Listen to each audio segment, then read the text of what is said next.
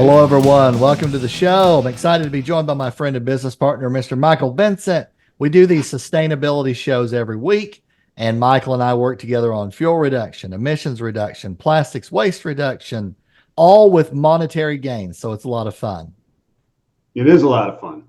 It is a lot of fun. It's a lot of fun. Do you have any plants in your room? I have a fake plant. Okay, that doesn't count. I don't have any either. I'm listening to see if I hear anything outside. I read a thing that plants actually communicate with each other, dude, and these scientists proved it, right? Wow. Like when they're under distress, when a plant's under distress, it emits VOCs that other plants near it recognize, and they will actually start emitting VOCs to protect themselves and bring in predators of whatever it is that's attacking the plant. Really? I might have dreamt that. It might have been a bad movie that I was watching too, though. Well, No, it actually is. I'll find the article. I'll send it to you. But look it up. It's out there. It's crazy. that is. In fact, I did send you the article. Look at those 3 or 4 articles that I sent you. It's Okay. crazy. Yeah. There's actually like a film of the plants doing it, which is kind of wild. But anyway. That is wild. Yeah. So be kind to plants. If you're the only one out in the forest and you're not, you never know what's going to happen if you chop down a tree, bro. I don't know. So the people that sing to their plants and things, there might be some scientific backing to that. Yeah, there's no like consciousness there that's doing it, but the positive energies could possibly, because They swear by it, right? They say, well, there's chemical reactions that are going on with these plants. If one gets distressed, it emits this thing that causes the others to know that plant is, well, not know consciously, but it reacts in a way. chemically, no. Yes. Yeah. Very interesting. Well, that's probably a good segue into what we're going to talk about today. Well, yeah, because bio, when you talk about biodiesel, it kind of connotates that we're taking plants and turning them and burning them in our cars, right? A certain amount. And then they're emitting a VOC. While they're going down the road, they're going, I'm being burned right now. Please. That's it. Oh, man. Well, the big headline is, since 2021, renewable diesel and other biofuels production capacity has more than tripled. Okay. That's quite an increase. More than biodiesel and renewable diesels together. That's right. Renewable diesel and biofuels, both. Combine them. So, I did a little bit of digging and some research. I sent you a couple things, but I looked and what was the total diesel production. The latest information I could find was from the U.S. Energy Information Administration, EIA. Okay. In 2022, the ultra low sulfur diesel, which is the one you get at the pump, was about 45 billion gallons of diesel produced that year. Okay. Right? Got it. And then what is it for biofuel and renewable diesel? So there's a good topic on this on the EIA, U.S. Energy Information Administration. So in January 2023, U.S. production capacity of renewable diesel and other biofuels reached 3 billion gallons per year, surpassing U.S. biodiesel production capacity for the first time. So the focus is growth in renewable diesel, and it's taking over biodiesel. That's renewable diesel and other biofuels, right? That's right. Reached 3 billion gallons of production per year as of January 2023.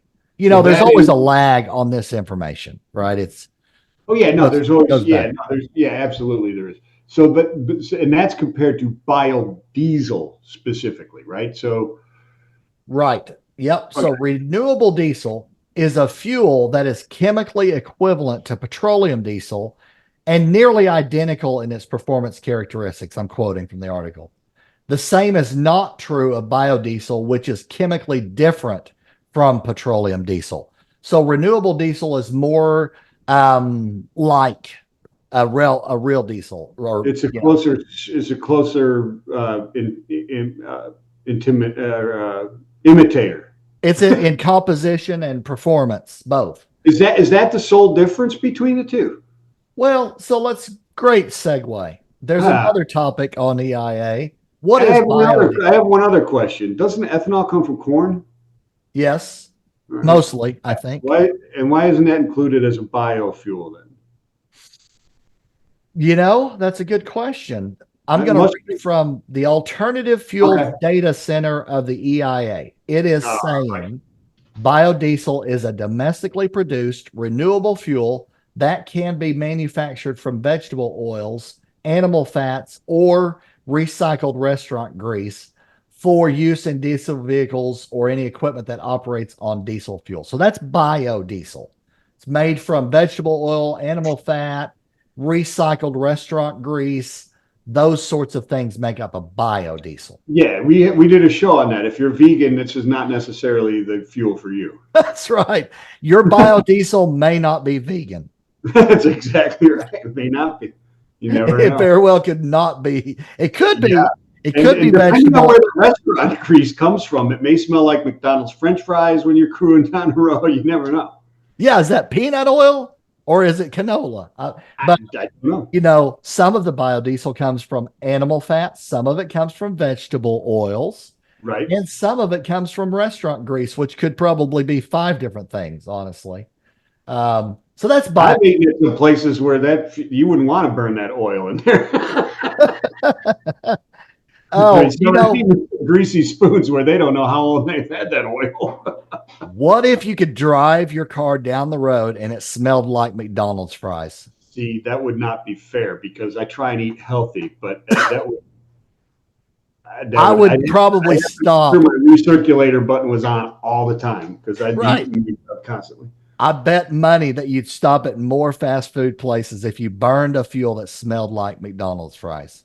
Well, heck yeah. Heck Right? yeah. Yeah, of course. I think Right? so. Everyone Yeah. I saw, I'd be like, okay, I'm pulling in. I can't Yeah. do this. Yeah, absolutely. I agree. I agree. Your wife would accuse you of eating McDonald's French fries all the time every time she got in your car. That's Like, true. what do I smell in here, huh, Andy? You've been cheating. And then it'd be, why didn't you bring me any? Yeah, that's it. Right? Like, you ate all of them? No, I was just driving my car down the road. Yeah. Right. Sure. Sure. Okay. So now then it begs the question, what is renewable diesel? Okay. So renewable diesel is a fuel made from fats and oils such as soybean oil or canola oil and is processed to be chemically the same as petroleum diesel. So it is renewable, and it's made from fats and oils such as soybean oil or canola oil. So this is the vegan. This is the vegan. Yes. This is the vegan. This is okay. This is certified vegan, non-GMO diesel. So does that mean the renewable diesel is, and maybe you don't know this, but I'm just asking, maybe somebody else does. Is renewable diesel just a drop in fuel? You can just rock and roll with it, and bio isn't necessarily? They're both drop in. They can both be used. Now, the performance characteristics of renewable diesel are better than bio. So that's the reason. Yes. It's the difference in the name. The difference in the name is, biodiesel is a dirtier fuel, obviously, than a regular diesel. It's got more particulate matter in it. And on these articles I've been digging into, biodiesel doesn't perform as well as a renewable diesel. Okay. Yes. And I guess the source of those fatty oils, et cetera, is the renewable. You can't say biodiesel is renewable because of the sources from them, right? Right. The oil from, Alex Thai restaurant down in Chattanooga isn't necessarily renewable. Right. And especially if you're using animal fats, I mean, how is that renewable? It's not really. I mean, unless you've got a constant Minecraft sort of setup where you just generate cows and then you get the oils and then you generate more what cows. We have? I mean, isn't that what Texas is? Well, You still need land. You still need things like land, crops, water, Again, all the different things to make it, right? So it is a little confusing though, because there is a lot of overlap. I mean, yeah, I'm just what is the definition there? And I guess because you're right, there are differences, but why is one designated renewable and one isn't? Because renewable to me is one of those things where people are going to look into it and go, okay, am I suing you or not? You know what I mean? Is it, right? When you say biodiesel, when you say, okay, it's made out of canola oil, all right, or fat from cows and stuff, that is bio, right? yep. And when Technically, oil is bio, isn't it? I mean, we discovered um, it's not really dinosaurs, but they were organisms, living organisms in the ocean at one point, right? yes, and I Um, do believe the big difference is when I dug into it more, it's how it's produced. yeah. Renewable diesel had there's one, two, three, four, five, six different production processes to make a renewable diesel. Oh, And okay. so it's anything from traditional hydro treating, biological sugar upgrading, catalytic conversion of sugars, gasification, pyrolysis, and hydrothermal processing. Because I see canola oil here in renewable diesel, and I also see it in biodiesel. Yeah, right. Exactly. So when I read further on, production of it and how it performs is why they classify it as a renewable diesel, and it has to meet a certain ASTM specification. It's called ASTM D975. It has to meet that criteria to be a Oh, okay. renewable diesel. Okay. Whatever. So whatever again those are in there is also part of it. Got it. That makes a Yep. lot of sense. Yep. That makes a lot of sense. I mean, Yep. pyrolysis. It's interesting pyrolysis because there's a lot of people studying on how to make fuels out of plastics through pyrolysis, right? And Yes. Yes. You've told me a little bit about that going on as well. yeah, Very interesting.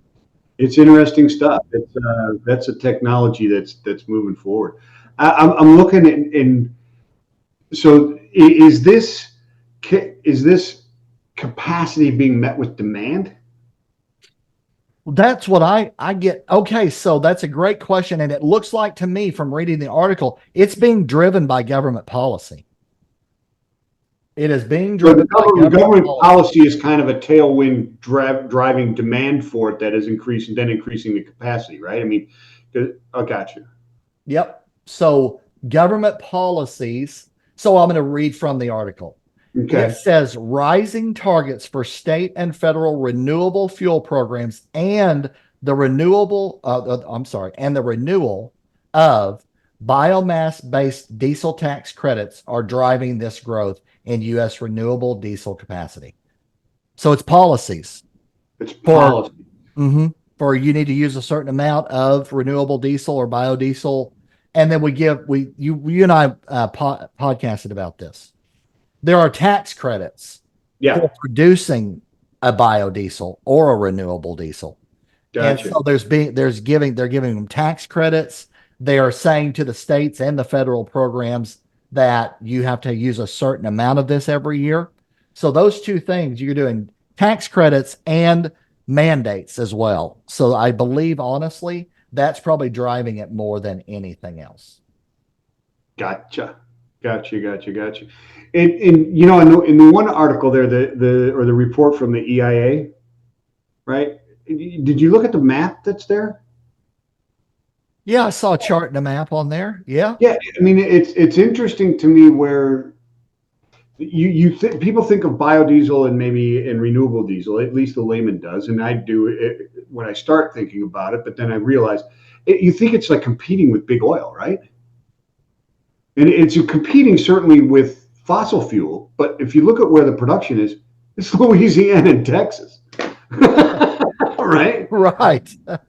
Yes, it is. Louisiana by far is the biggest, then Texas, then California, interestingly. Yeah.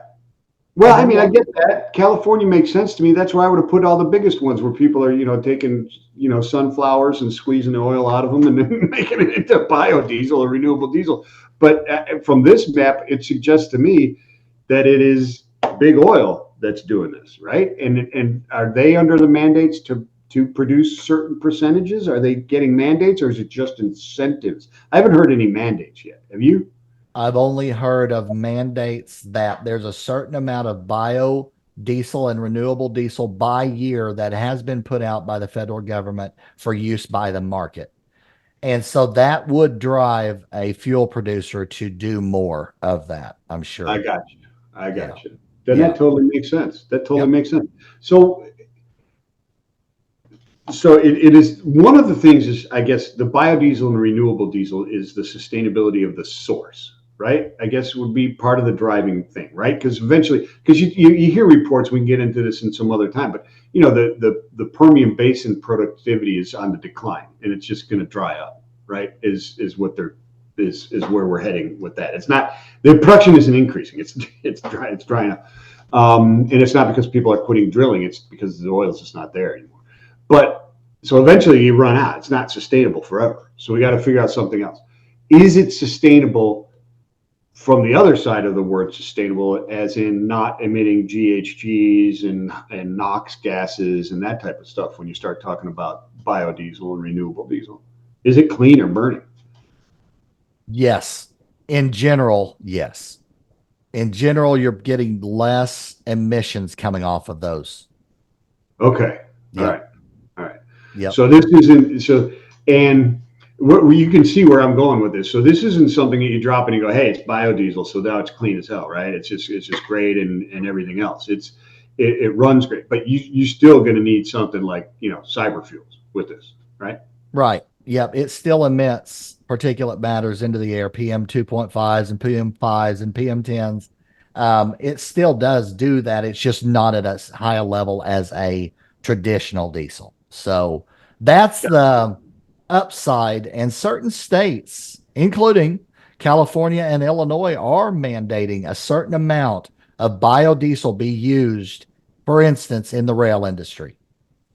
The cool thing about cyber fuels is we can take that fuel and burn it more completely and get you more gallons per mile in their case, or more miles per gallon in the case of trucking.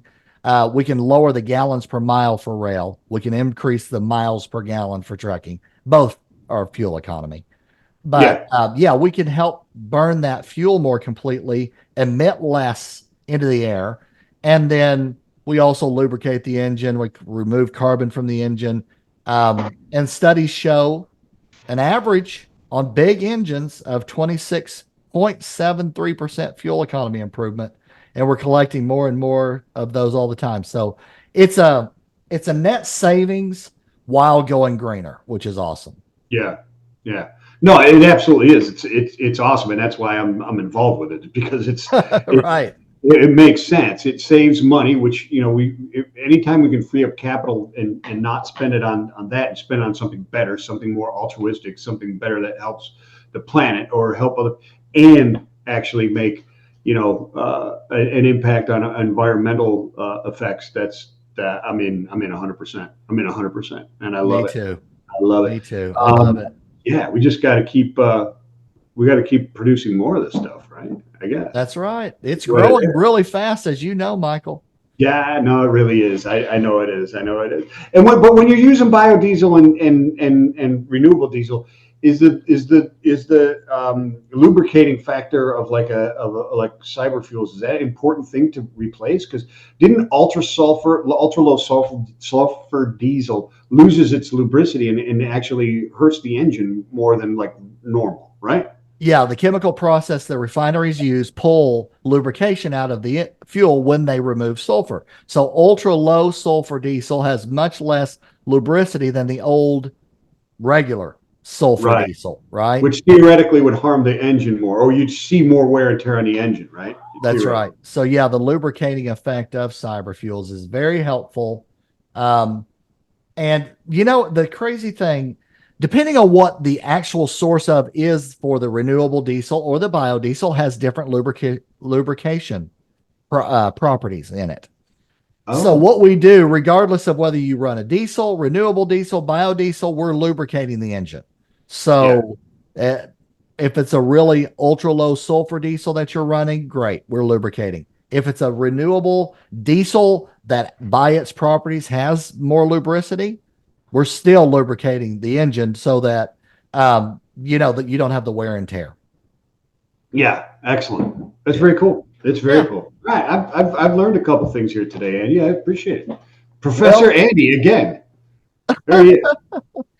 And frankly, I learned it all from Energy Information Administration. So, I love it.